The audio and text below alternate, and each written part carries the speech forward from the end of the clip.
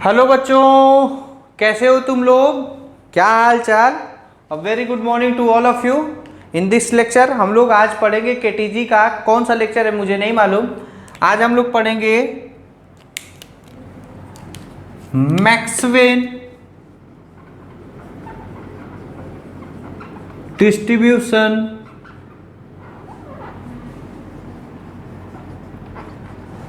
Velocity graph.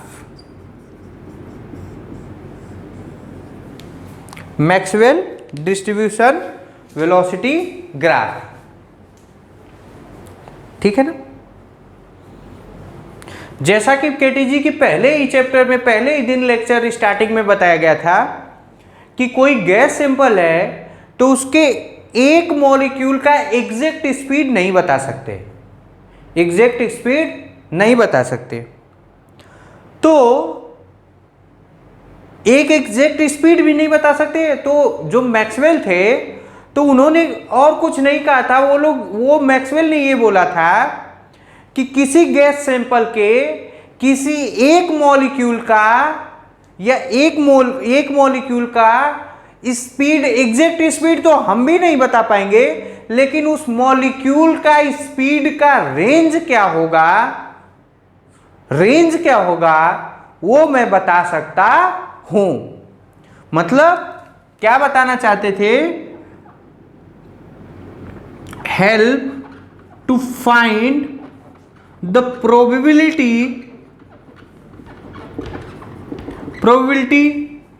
probability of speed of a single molecule in a gas sample। Probability का मतलब समझ रहे हो? प्रोबेबिलिटी का मतलब possibility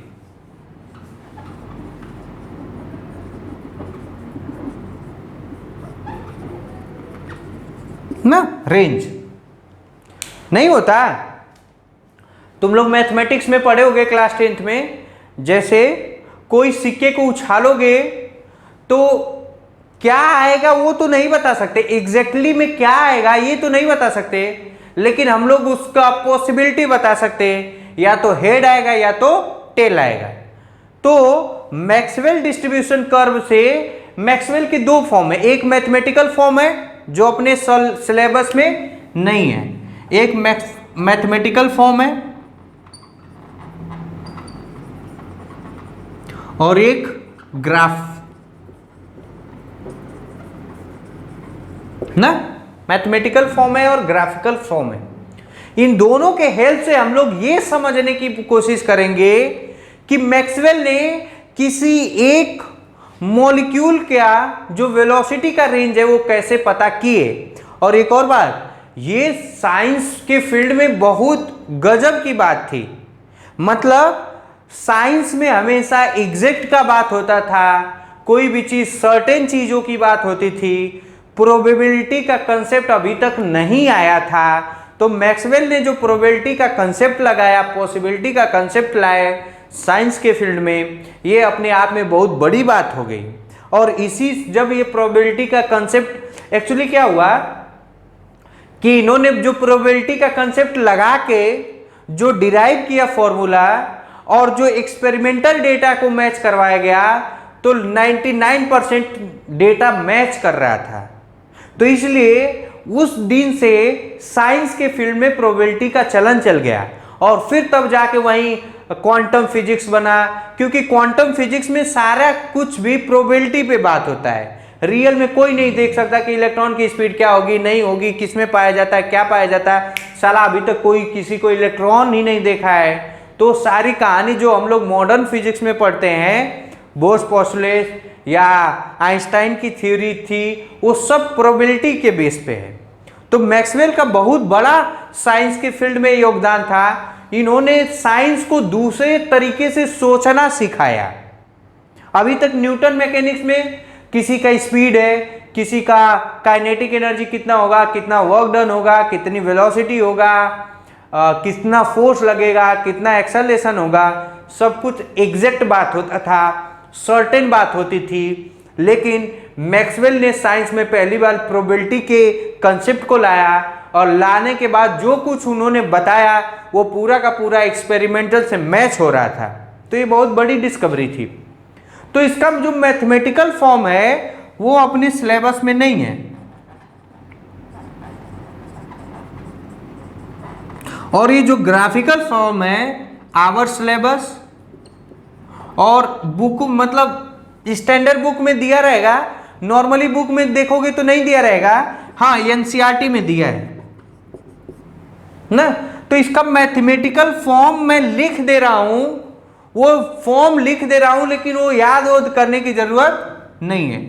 dn is equal to होता है, लिख दे रहा हूं, 4 पाई n v square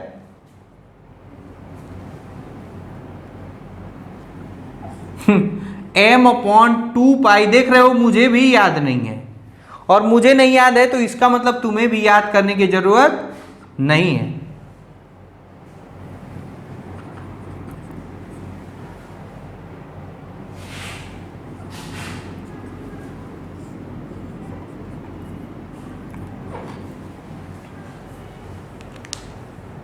Where v is the velocity,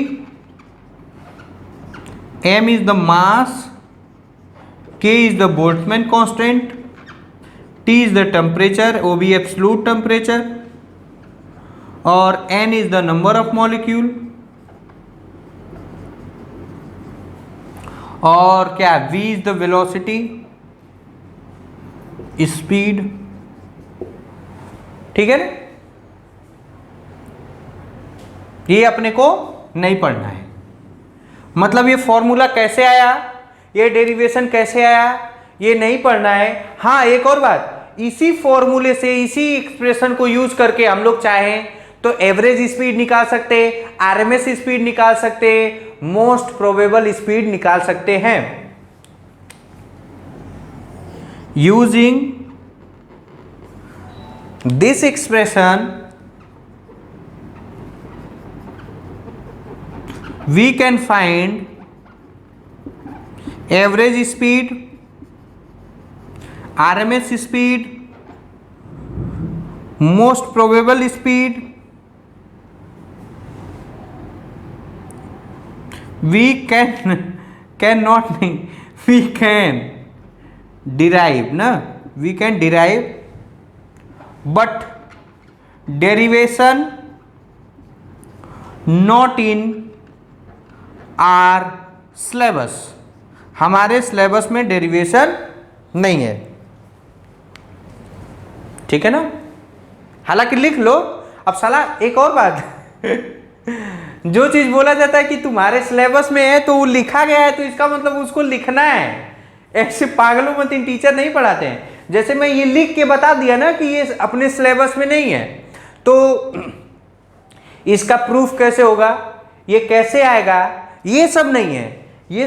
ये फॉर्मूला कैसे आया नहीं आया वो सब अपने को नहीं जानना है। तो आप इसको लिख लीजिए इसी के। हाँ तो इसका मतलब अगर जो मैं पूछूंगा या पूछा जाए कि RMS speed, average speed, most probable speed कौन से लॉ से डिराइव हो सकता है, तो मैक्सवेल के डिस्ट्रीब्यूशन लॉ ऑफ वेलोसिटी। ठीक है ना।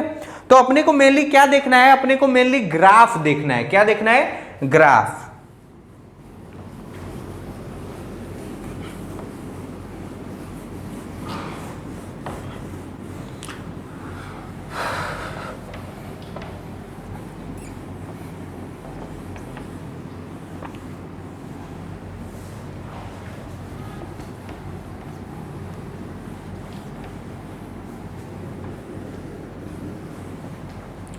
तो ग्राफ से पहले अभी वो पढ़े थे ना, dn upon dv equal to dot dot dot, ये था ना कुछ।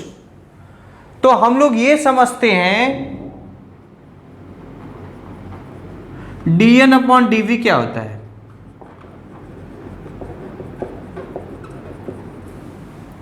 तो देखो ध्यान से सुनना, ध्यान से सुनना। सपोज करो लेट 10 के पावर 25 मॉलिक्यूल्स हैं।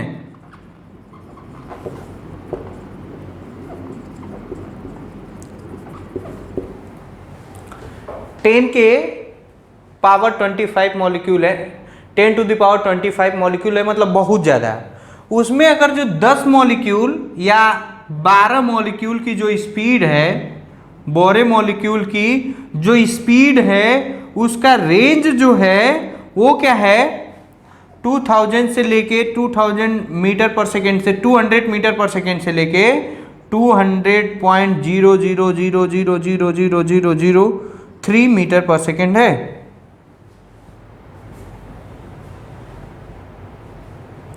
तो 10 टू द पावर 25 के कंपैरिजन में 12 मॉलिक्यूल बहुत बहुत कम है, और उनका जो रेंज है वो और भी कम है। देख ले, ये 200 इंटू कितना, इतना, मतलब इसका ये क्या, ये रेंज हो गया, ये रेंज ना, आ रहा है कि नहीं। तो ये जो रेंज है यही होता है dV upon dN upon dV। मतलब कहने का मतलब, let there will be n molecules in a gas sample, तो dN will be very small number of molecule which have speed dV to V से V प्लस dV।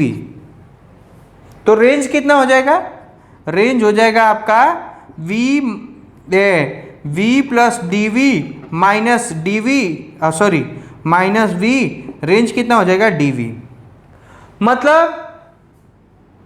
मतलब dV जो range है वो कितने मॉलिक्यूल के लिए है, dN के लिए, तो एक कितना हो जाएगा, ये हो जाएगा dN अपॉन dV। कहने का मतलब ये क्या होता है, it is the fraction of molecule having velocity range v to v plus dV। क्या है, fraction of molecules having velocity range v plus dv। मतलब उसमें वेलोसिटी का रेंज कितना है, v प्लस dv का। ठीक है ना।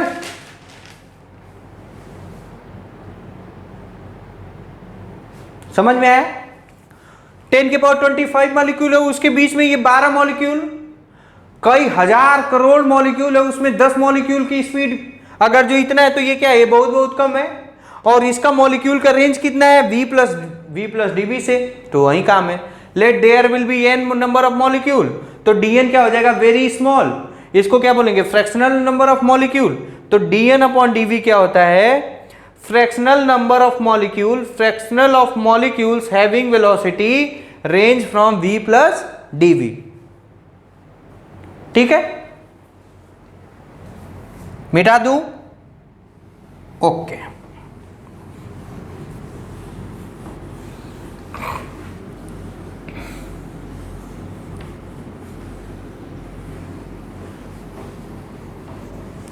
अब देखिएगा, जो मैं बताना चाह रहा था उस पे आते हैं।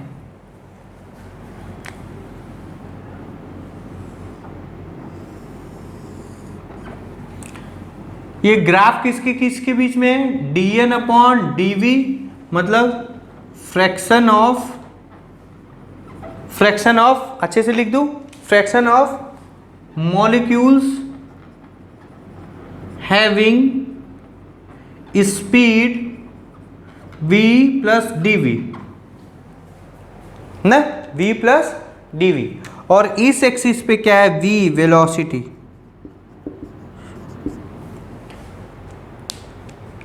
तो ये ग्राफ कैसे बनता है, ये ऐसे बनता है।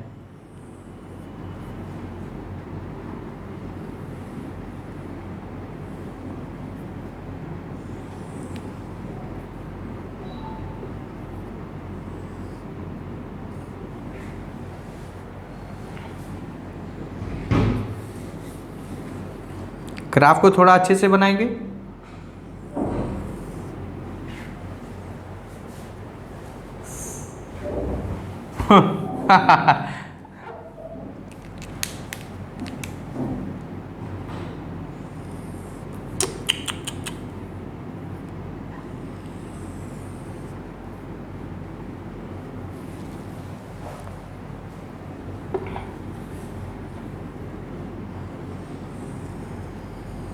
अब सही, ठीक है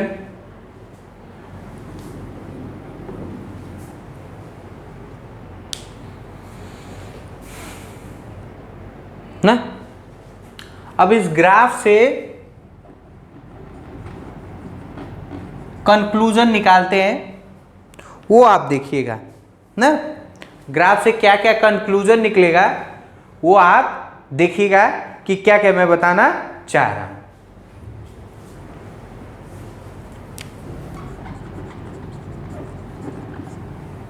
रिकॉर्डिंग हो रहा है ना? हाँ, आप देखिए, ध्यान से सुनिएगा।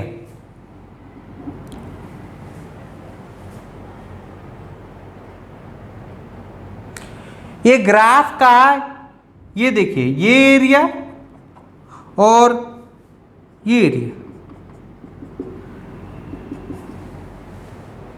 यहां वेलोसिटी कुछ और है और यहां वेलोसिटी कुछ और है। तो क्या ये ग्राफ सिमेट्रिक है? तो ये ग्राफ सिमेट्रिक नहीं है। ये आपको थोड़ा सा डाउट हो रहा होगा कि ये ग्राफ सिमेट्रिक लग रहा है, लेकिन मैं सही से बना दूं ना। तो देखिए, ध्यान से सुनिएगा।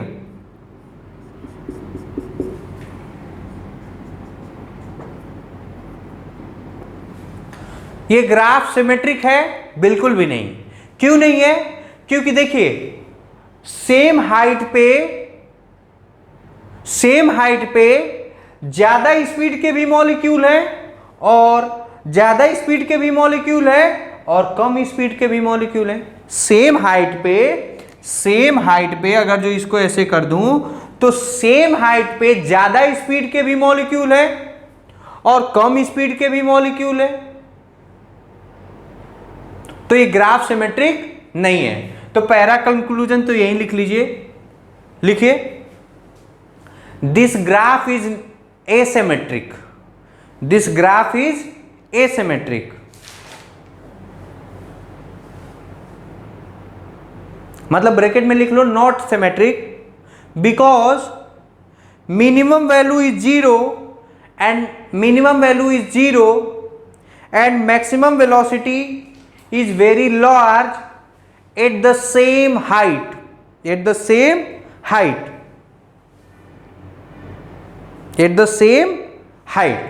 कहने का मतलब सेम हाइट पे वेलोसिटी बहुत कम मतलब देखना 1 2 3 4 मीटर पर सेकेंड और इधर वेलोसिटी बढ़ रही ना। तो वेलोसिटी सेम हाइट पे कुछ की वेलोसिटी कम है और कुछ की वेलोसिटी ज्यादा है। ये सेम कहानी में ऐसे भी समझा सकता हूं, समझ में नहीं आ रहा है तो देखो ध्यान से सुनना। जैसे याद करो, हम लोग इवोपोरेशन का कंसेप्ट पढ़ेंगे जब प्रोसेस ऑफ बॉइलिंग पॉइंट का कंसेप्ट पढ़े थे।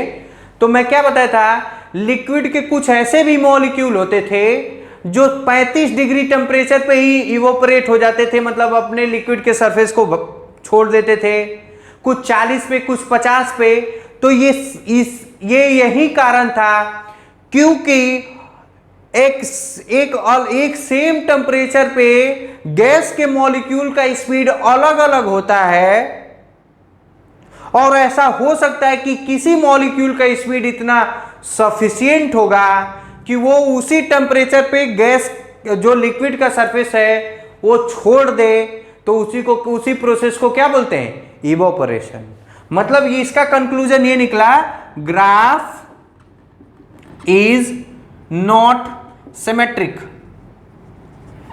इसका मतलब क्या निकला, एट सेम टेम्परेचर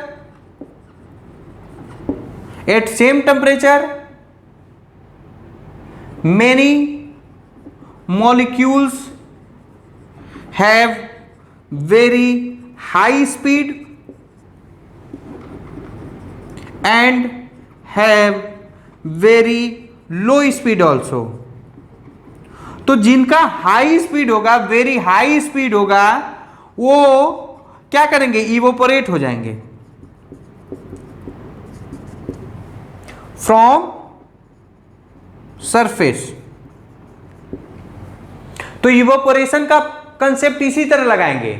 मतलब कहने का मतलब गैस के जो मॉलिक्यूल होते हैं उसमें सेम टेम्परेचर पे सेम, मैं इसका कंक्लूजन क्या निकला कि गैस के मॉलिक्यूल जो होते हैं सेम टेम्परेचर पे अलग अलग स्पीड हो सकती है, सेम हाइट पे अलग अलग स्पीड हो सकती है।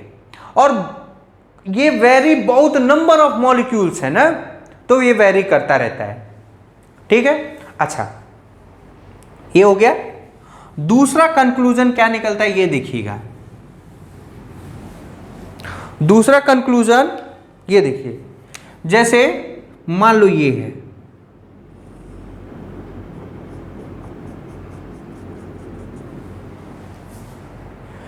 इसका मान लो कि ये हाइट है dn/dv, और ये क्या है, ये v और ये v प्लस dv है।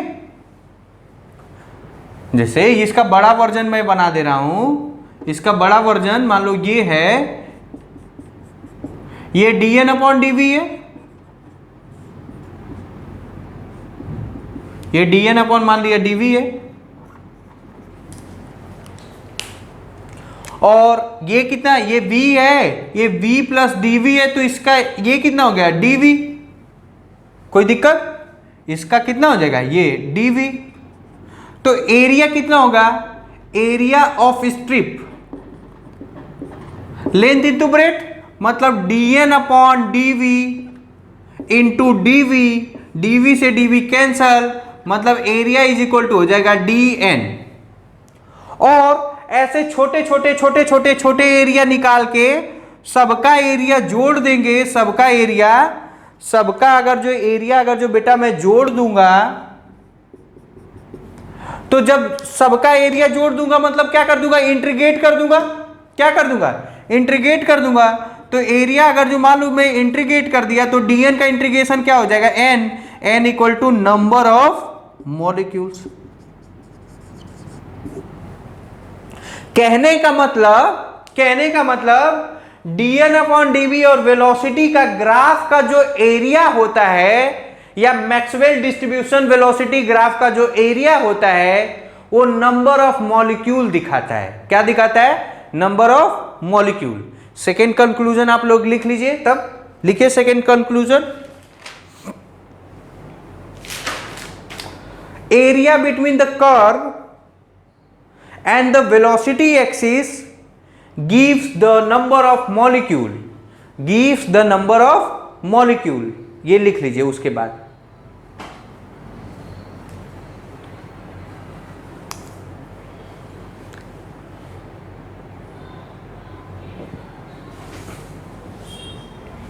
एरिया इंटीग्रेशन ऑफ dn से कितना, ये अगर जो करना है तो, और ये कहां से कहां तक, 0 से इंफिनिटी तक कर लो, वो बहुत बड़ा नहीं है। dn का इंटीग्रेशन क्या होता है, n।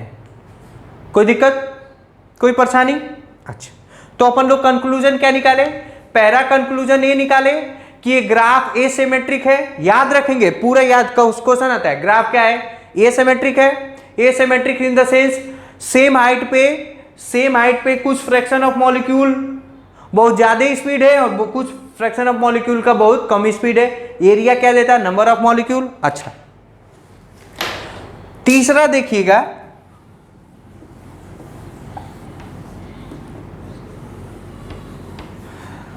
जब एरिया मॉलिक्यूल देता है तो देखो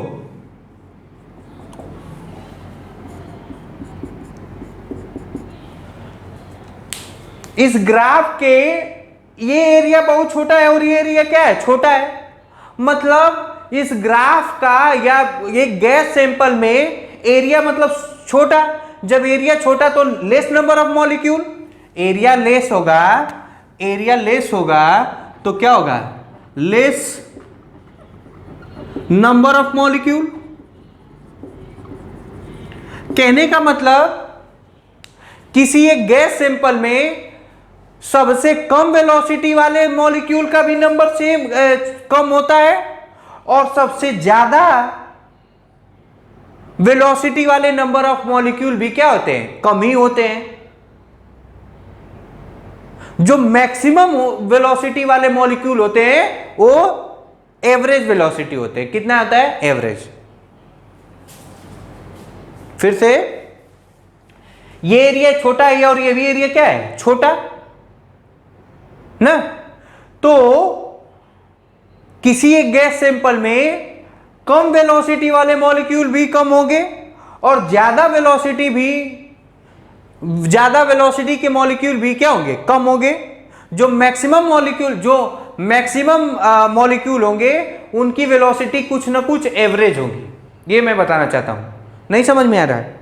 ऐसे सोचो कि जैसे मान लो कि जेईई मेंस का एग्जाम हुआ, तो जेईई मेंस का एग्जाम में 15 लाख बच्चे बैठे, तो 15 लाख बच्चे में कम नंबर पाने वाले, मतलब 10 नंबर पाने वाले भी बहुत कम नंबर होंगे, कम स्टूडेंट होंगे, और मैक्सिमम नंबर पाने वाले भी जो टॉपर होंगे वो भी नंबर कम होगा। एवरेज मतलब मैक्सिमम लोगों का नंबर जो होगा वो एवरेज होगा। मतलब अगर जो 360 का अगर जो है, तो मान लो 20 नंबर पाने वाले, 20 मार्क्स पाने वाले, और मान लो कि 350 मार्क्स पाने वाले, ये इनका नंबर क्या होगा, number of student is very less ना। तो ये कहानी यही है। मतलब एक गैस सैंपल में बहुत ज्यादा स्पीड के मॉलिक्यूल का भी नंबर कम होगा और बहुत कम स्पीड वाले मॉलिक्यूल का भी नंबर कम होगा। मतलब कहने का मतलब अगर जो 1 लाख मॉलिक्यूल होंगे तो 4-5 मॉलिक्यूल होंगे जिनकी स्पीड बहुत बहुत कम होगी, और 8-10 मॉलिक्यूल इतने होंगे जिनकी स्पीड बहुत बहुत ज्यादा होगा। बहुत बहुत मतलब ये नहीं कि स्पीड ऑफ लाइट से कम होगा। तो ये थर्ड कंक्लूजन हुआ। तो लिख लीजिए थर्ड कंक्लूजन क्या होगा, number of molecule having very small speed and very large speed is quite low. इसको हिंदी में लिख नहीं तो कंफ्यूज हो जाएगा। कम स्पीड वाले मॉलिक्यूल और ज्यादा स्पीड वाले मॉलिक्यूल्स का नंबर गैस सैंपल में बहुत कम होता है। लाइन छोड़ के लिखो, मोस्ट, ये हो गया ना, most of the molecules of the guys have average velocity. अच्छा ठीक है।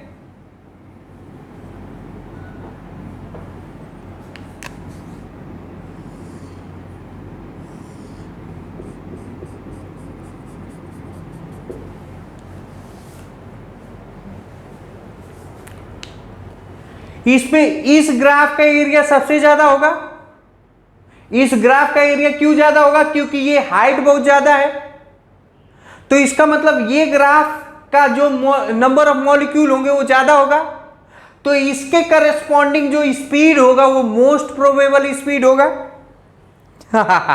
बताया था ना कि ज्यादातर मॉलिक्यूल का जो कॉमन स्पीड होता है उसी को बोलते हैं most probable speed.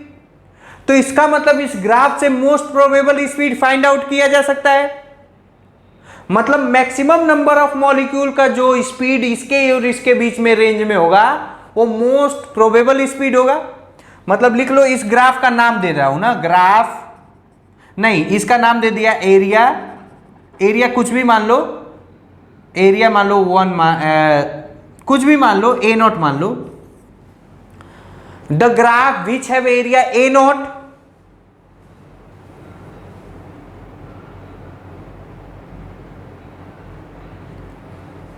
Have most probable speed.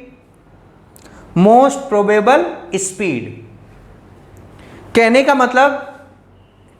का मतलब इस ग्राफ से लिख ले हिंदी में, इस ग्राफ से most probable speed find out किया जा सकता है। तो ये तो हो गया स्पीड से। थर्ड कंक्लूजन देखिए, थर्ड तो हो गया। फोर्थ कंक्लूजन देखिए जो बहुत इंपॉर्टेंट है।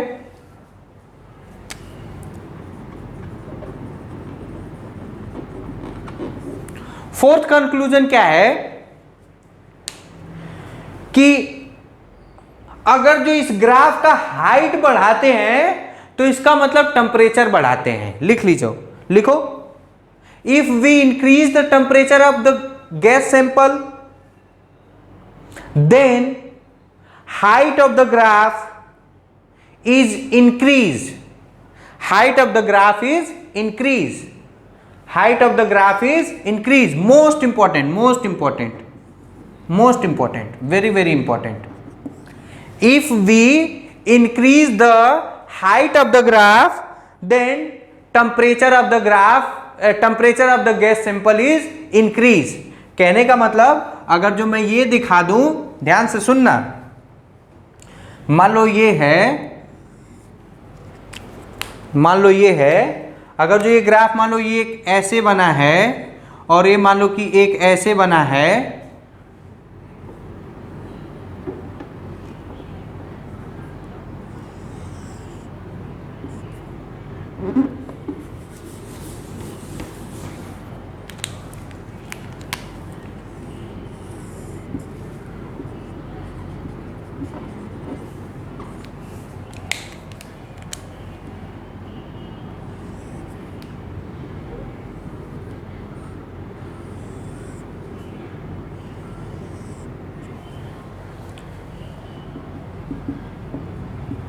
अगर जो मान लो इसका टेम्परेचर T1 है, इसका टेम्परेचर T2 है, तो अगर जो पूछेंगे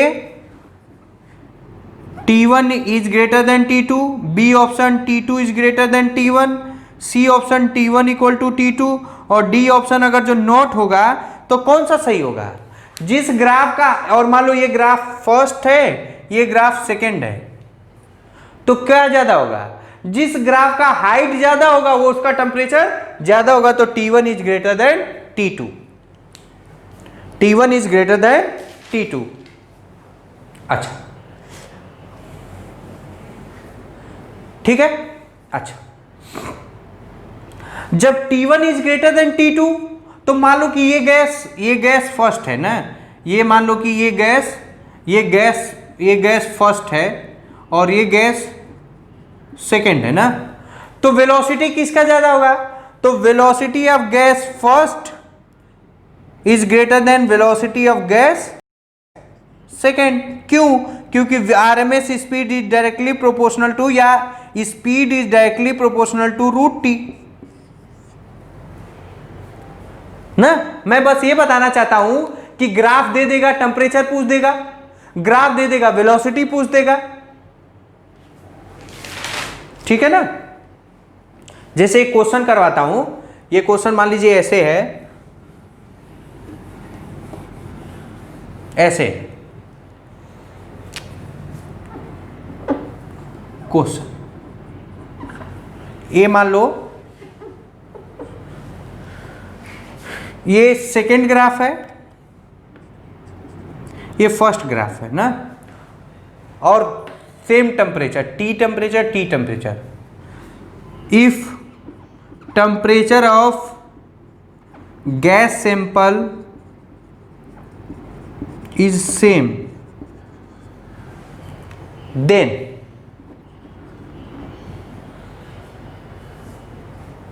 if the temperature of gas sample is same,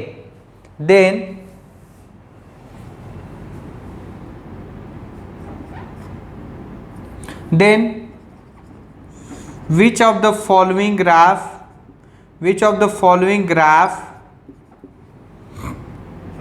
relate to, अब देखो ऐसे, फर्स्ट ग्राफ O2 का है, सेकेंड ग्राफ S2 का है, पहला ऑप्शन। दूसरा ऑप्शन फर्स्ट ग्राफ S2 का है और सेकेंड ग्राफ O2 का है। कम से कम 5 मिनट सोच, क्या? कम से कम 5 मिनट सोचो।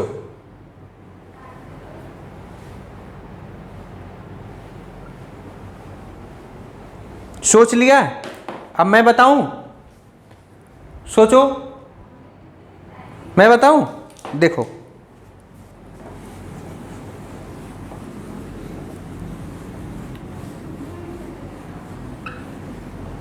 देखना, टेम्परेचर तो सेम हो गया, लेकिन मोस्ट प्रोबेबल वेलोसिटी किसका ज्यादा है? ग्राफ फर्स्ट का कि ग्राफ सेकंड का? ऑफ कोर्स ग्राफ सेकंड का, सॉरी ग्राफ फर्स्ट का। Velocity, most probable velocity, most probable velocity is maximum of the graph is more which have more height। अभी बताया था, इसका अगर जो एरिया निकालोगे तो ये एरिया निकलेगा, और इसका एरिया निकालोगे तो ये एरिया निकलेगा। कोई दिक्कत? तो इसका मतलब velocity of most probable speed first is greater than velocity of most probable speed second। और most probable speed होता क्या रे बाबू? ये होता है अंडर रूट 2 RT/m होता है। मतलब most probable speed is directly proportional to T/m। और टेम्परेचर तो कांस्टेंट है, टेम्परेचर क्या है? कांस्टेंट है।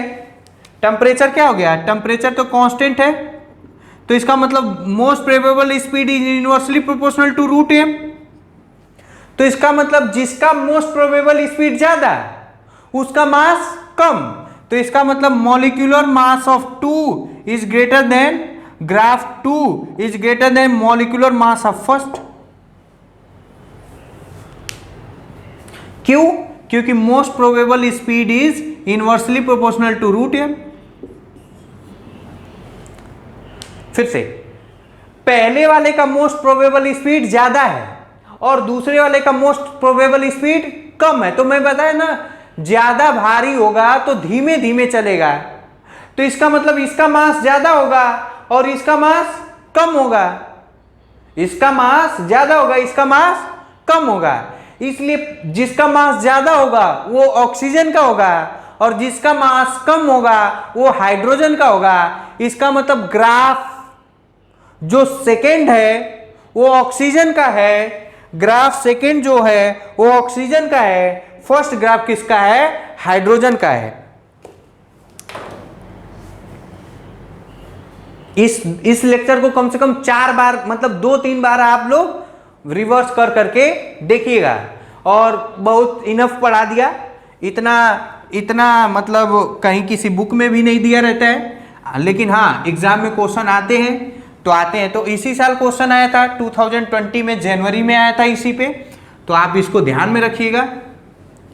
एक और हेडिंग बच जा रही है, उसको हम लोग देख लेते हैं क्योंकि टाइम अपने पास है, टाइम का कोई दिक्कत नहीं है, अभी कम से कम 10-12 मिनट है।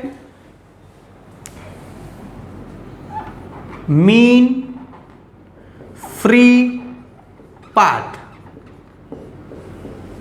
Mean free path. जैसे मान लो अगर जो एक गैस के मॉलिक्यूल है, इसमें मान लो कई मॉलिक्यूल हैं,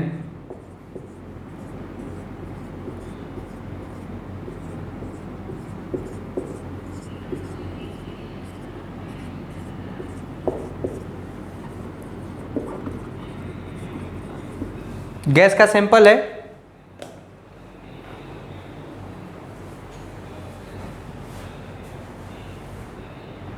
ठीक है। तो जैसा कि मैं जानता हूं, मैं क्या जानता हूं कि अगर जो मैं बनाऊं तो मान लो पहले का मानूंगा तो ये जाएगा इससे कोलाइड करेगा, मान लो ये कोलिजन करके, मान लो, सॉरी मैं एक बार देख लूं,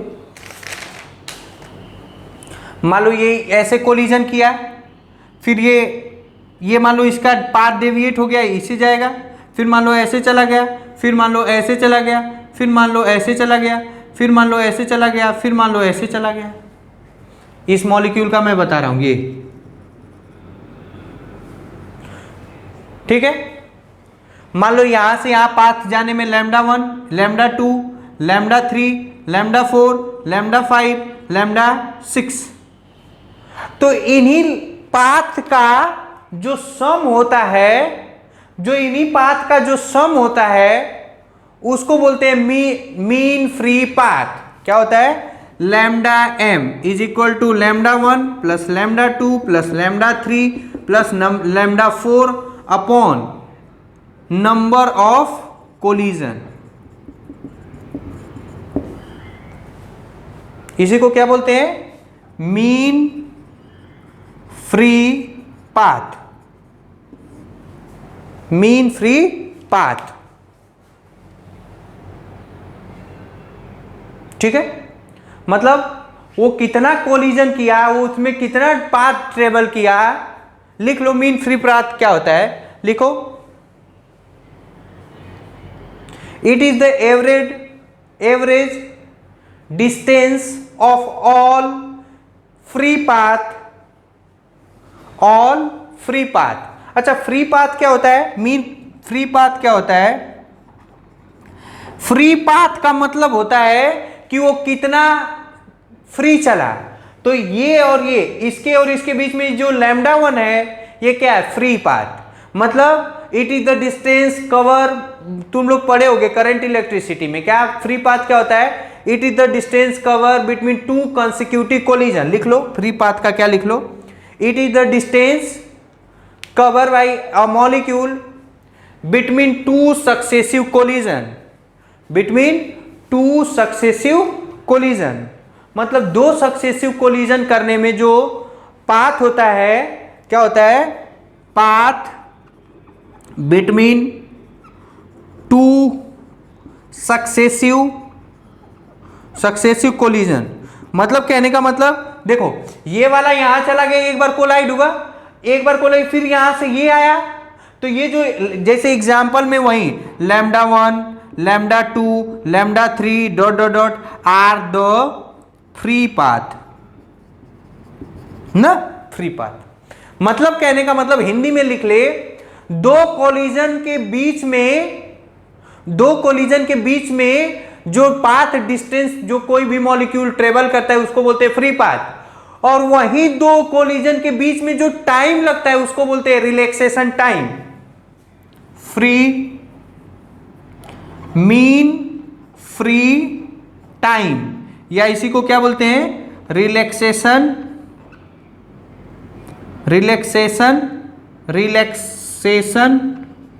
टाइम। मीन फ्री टाइम चाहे रिलैक्सेशन टाइम, तो लिख लो।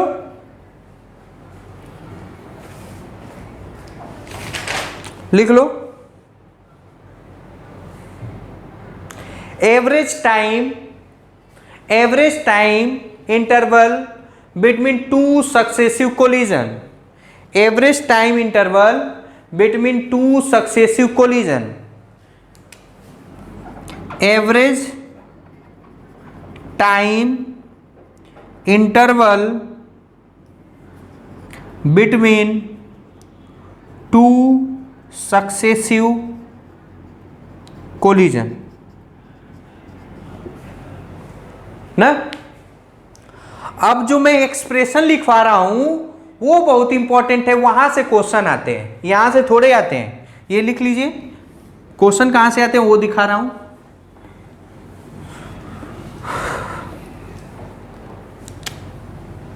Lambda M is equal to होता है 1/√2 पाई डी का pi D square N we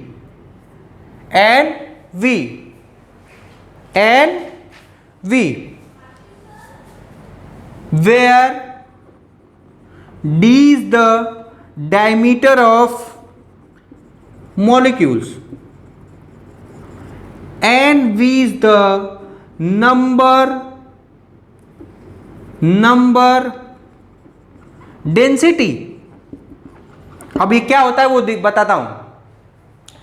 NV is equal to होता है number of moles per unit volume, number of moles per unit volume. ठीक है, ठीक है ना।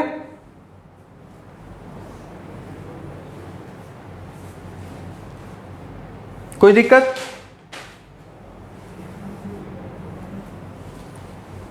अच्छा, PV equal to NRT, PV equal to NRT, PV equal to N upon NaRT।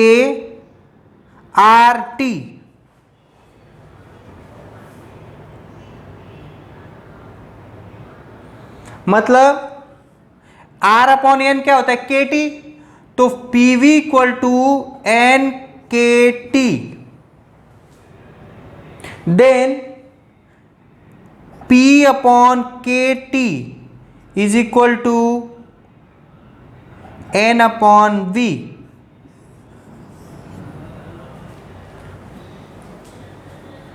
या इसको क्या लिख सकते हैं? NV। तो इसका मतलब मीन फ्री पाथ क्या लिख सकते हैं हम लोग? मीन फ्री पाथ क्या लिख सकते हैं? Lambda m is equal to लिख सकते हैं 1 अपॉन √2 पाई डी स्क्वायर, और NV को क्या लिख सकते हैं? P upon KT। P upon KT ये ऊपर जाएगा, इसका मतलब KT upon √2 pi D square P, pi D square P।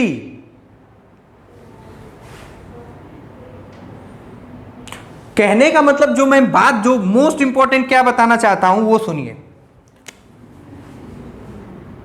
Mean free path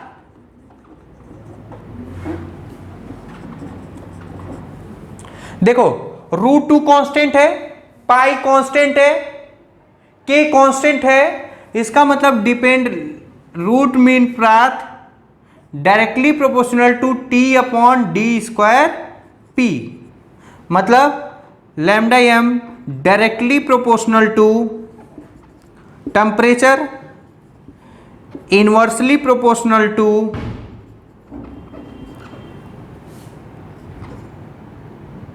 P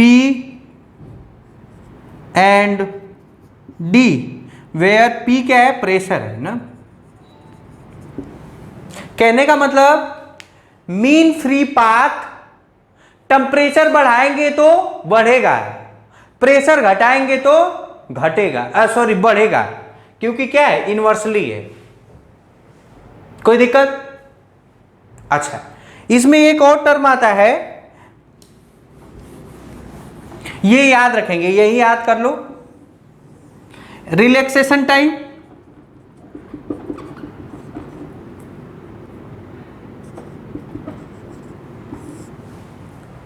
relaxation time क्या होता है? टाउ। टाउ इक्वल टू क्या हो जाएगा? लैम्डा m अपॉन V एवरेज। तो ये कितना हो जाएगा? ये हो जाएगा 1 upon √2 pi D square NV V average. ये रिलैक्सेशन टाइम होता है। और इसी को क्या बोलते हैं? इसी को मीन फ्री फ्रीक्वेंसी भी बोलते हैं। 1 upon tau is equal to होता है फ्रीक्वेंसी ऑफ कोलिजन। मतलब फ्रीक्वेंसी ऑफ कोलिजन कितना हो जाएगा? √2 pi D square NV V average. मतलब frequency is directly proportional to P upon T। ठीक है ना, कुछ भी रटने की जरूरत नहीं है, कुछ भी रटने की जरूरत नहीं है। कहने का मतलब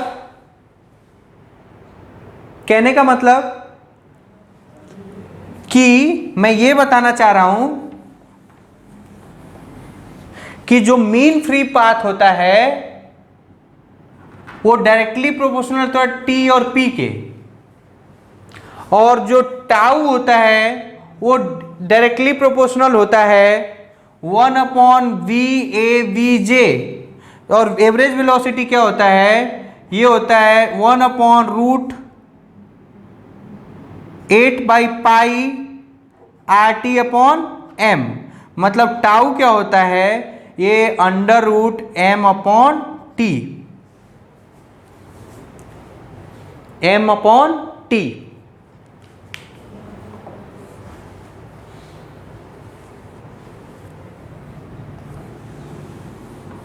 अब इसमें ग्राफ पूछता है तो ग्राफ बता लोगे तुम लोग? ग्राफ देखो, अगर जो टाउ वर्सेस टाइम टी का पूछे तो क्या करेंगे, इसको क्या करेंगे, स्क्वायरिंग कर देंगे। तो tau square is equal to हो जाएगा m upon T, m upon T. तो m अपॉन टी मतलब y square is equal to 1 upon x, मतलब इनवर्स रिलेशन हुआ।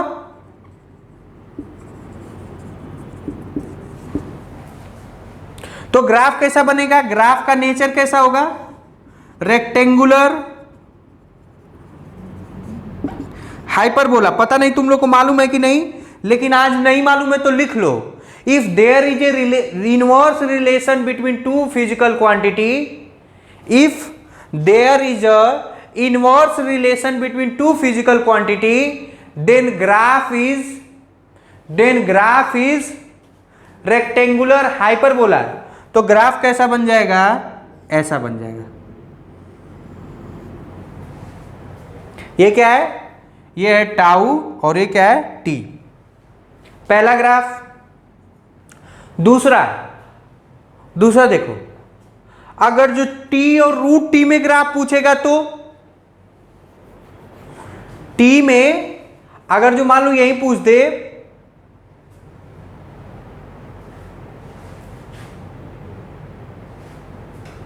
ये हो गया ना पहला ग्राफ। दूसरा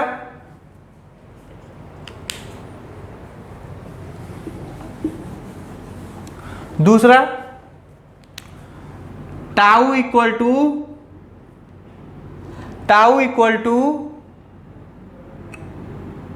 tau is directly proportional to m upon T, और अगर जो रिलैक्सेशन टाइम और t में ग्राफ पूछे,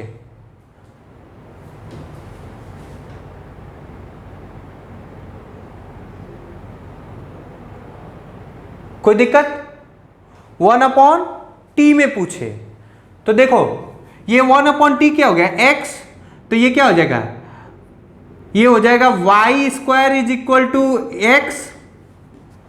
तो इसका ग्राफ कौन सा बनेगा, मुंह किधर को खुलेगा, जिधर x होगा, तो ग्राफ ऐसे बन जाएगा। ये क्या है 1 अपॉन टी और ये क्या है टॉर्क, रिलैक्सेशन टाइप। ये दूसरा ग्राफ हो गया। तीसरा, ये ऐसे भी पूछ सकता है टॉर्क और 1 अपॉन रूट टी में कैसा ग्राफ बनेगा, तो ये कैसा बन जाएगा, y equal to M X का ग्राफ बन जाएगा, मतलब ये ऐसे बन जाएगा। टॉर्क और 1 अपॉन रूट टी का ग्राफ है।